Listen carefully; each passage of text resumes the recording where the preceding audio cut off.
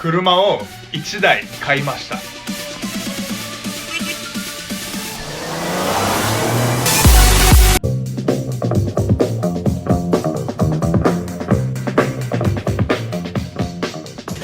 Welcome to YS Online. My name is Dice and welcome to your Japanese lesson in Tagalog. Para sa mga nagre-review para sa JLPT and JFT exam, this channel is for you.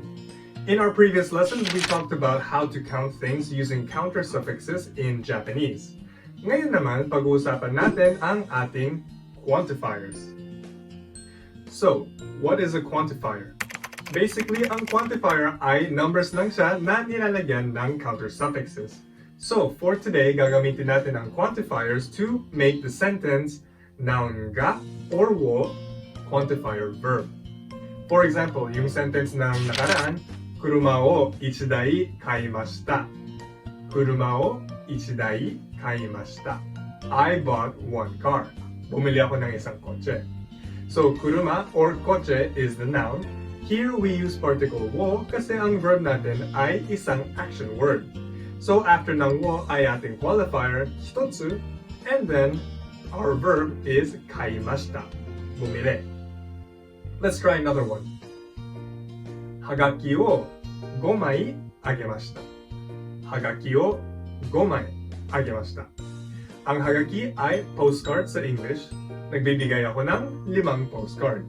So ang noun natin ay hagaki followed by the particle wo and then verb agemashita.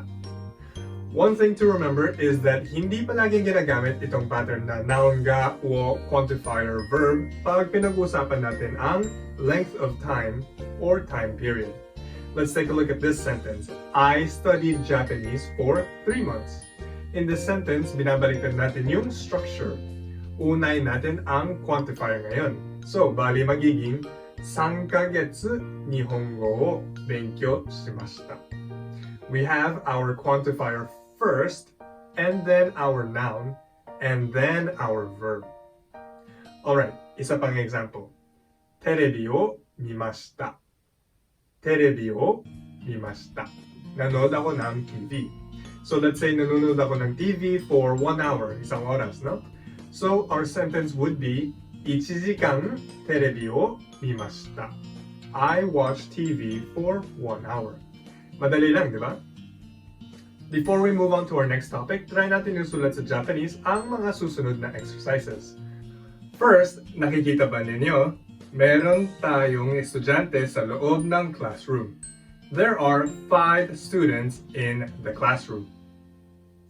Ito naman, bumibili ng 2 tickets. He is buying 2 tickets. Paano kaya isulat ito sa Japanese? Isulat natin sa comment section sa ibaba. Or, how about this? Second and last exercise, gusto natin sabihin na magbabakasyon ako ng 2 linggo.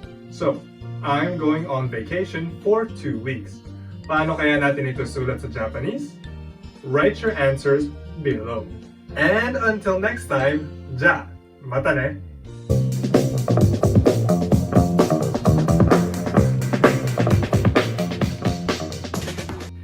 Thank you very much for watching our video. If you like this video, be sure to like and subscribe para ma-notify tayo pag may bagong videos tayo lumalabas.